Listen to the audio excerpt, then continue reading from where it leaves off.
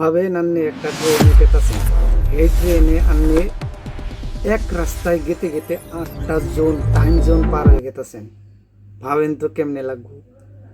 একটা ট্রেন আছে trans Siberian railway, পার হয় মোট 8টা টাইম জোন দিয়ে।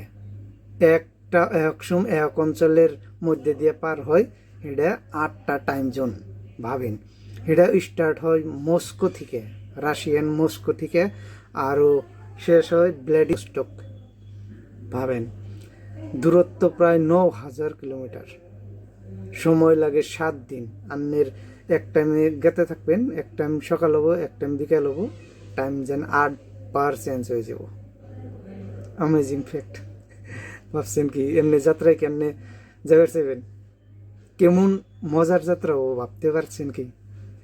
আপনি একটা ট্রেনে গেতেছেন, একবার সকাল হবো, একবার রাত হবো, 8 বার, 8টা টাইম জোন পার হবো।